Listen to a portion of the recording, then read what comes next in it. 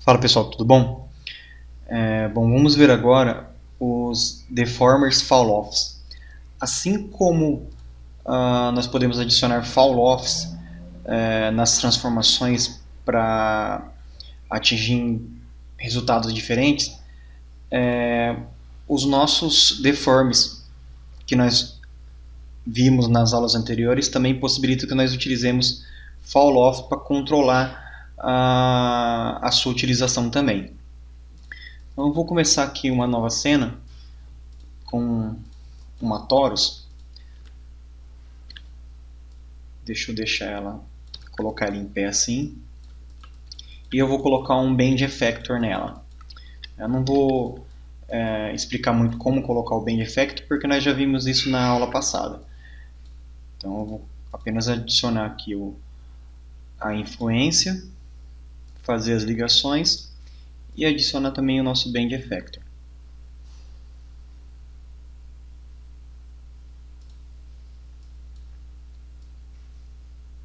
Ok, já temos todas as ligações feitas.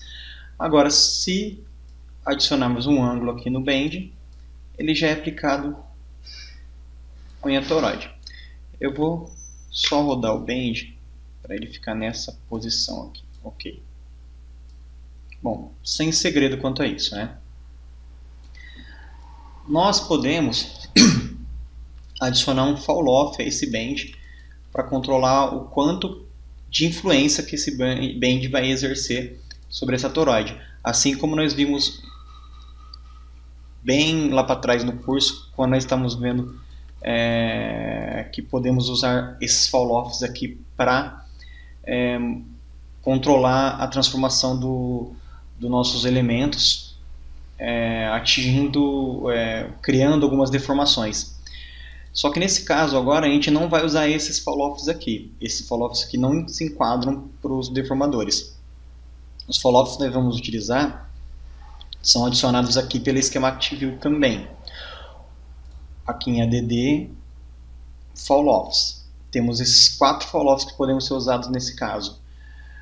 Aqui na aba Setup, também em Dynamics, nós também podemos adicionar os fall-offs por aqui. Porém, o fall-off ele também funciona como um deformador. Então, quando eu adicionar um fall-off na minha cena, ele vai funcionar como...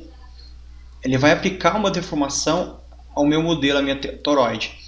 E no meu caso aqui, eu não quero isso. Eu quero que o meu fall-off não influencie a toroide diretamente, mas influencie o meu effector, o meu bend effector. Para que isso ocorra, eu preciso no general influence que eu tenho aqui na minha toroide, que é esse item aqui da minha Schematic View, que faz a ligação da toroide com o bend effector. Clicando com o botão direito nele, existe a opção ADD Override. Eu posso escolher outro effector. Se eu escolher outro effector, ele só vai substituir o meu bend effector que eu já tinha com o meu novo effector que eu coloquei. Mas se eu escolher em Override um fall-off, eu vou colocar aqui o Linear fall-off. O que vai acontecer? Ele vai adicionar um fall-off aqui.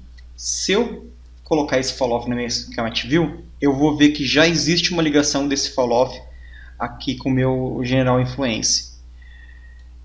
Esse fall-off agora, ele está controlando a influência do bend effector sobre a minha toroide. Deixa eu colocar o fall-off aqui. Então o que acontece? Lembra que o linear fall-off de um lado é 100% de influência, do outro lado é 0% de influência? Aqui ele é representado por um cone. Então o que significa? Desse lado aqui, o meu bend effector está com 0% de influência. Então o bend effector aqui, mesmo eu tendo um ângulo aqui, ó, dá para ver a linha laranja aqui do meu bend effector curvado. Ele não está influenciando nada a minha toroide. Se eu coloco o meu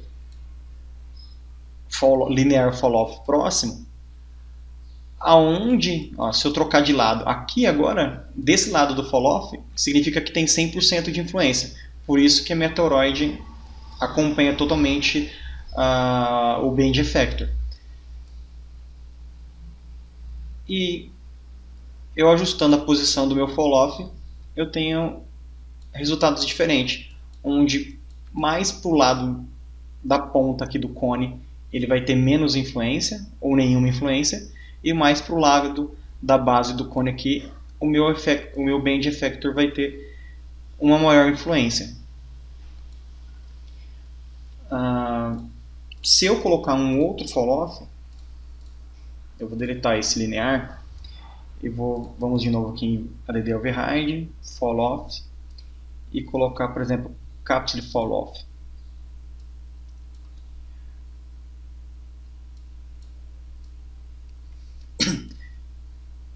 Vai acontecer a mesma coisa, só que agora eu não tenho um fall-off linear, eu tenho um fall-off em cápsula, aonde a parte de fora da cápsula não tem influência nenhuma e a parte de dentro tem influência. Quanto mais para o centro da cápsula, maior é essa influência. Nós podemos inverter esse efeito aqui também, não só no capsule influence, no capsule fall-off, como no linear fall-off também nós podemos inverter. Se eu inverter, o lado de fora da cápsula tem maior influência. Se eu estou com a cápsula longe, minha toroide está tendo toda a influência do meu band effector, mas conforme eu aproximo no centro da minha cápsula, essa influência diminui. Eu posicionando o meu fall-off na minha cena, eu consigo alterar e obter vários efeitos diferentes. Além do linear e do cápsula, a gente tem também o radial e o spline fall-off, que vão funcionar igual aqui os fall-offs que nós já vimos aqui anteriormente. Tá? O intuito dessa aula não é explicar como cada fall-off funciona, mas como utilizar fall-offs aqui nos nossos deformadores. E como eu falei, o fall-off também pode funcionar como um deformador.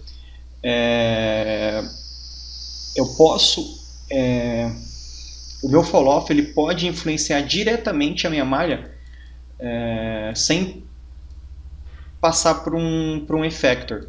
Nesse caso, o meu fall-off ele não está influenciando a malha, ele está influenciando o meu band. Se eu tirar totalmente o meu band aqui, o meu fall-off ele não vai influenciar em nada a malha. O que ele influencia é só a força aqui que o meu band é aplicado. Ok?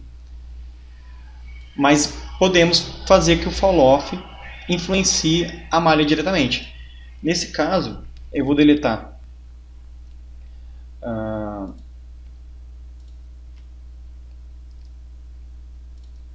resetar minha cena aqui, deixar apenas a toroide e vou aplicar diretamente fall-off aqui.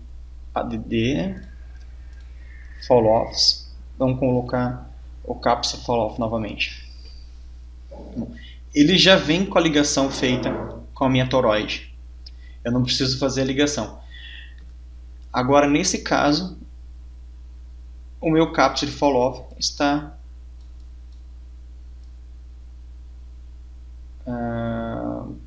influenciando diretamente a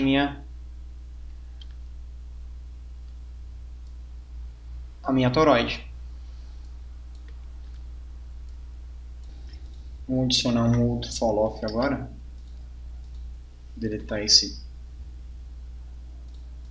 capsule fall-off. Vamos adicionar um radial fall-off.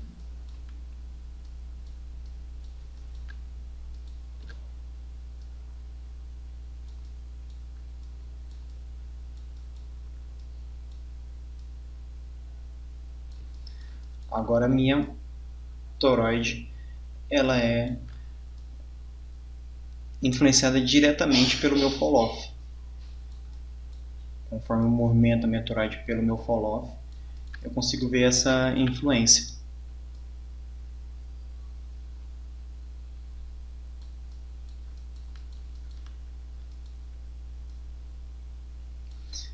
Ok, pessoal?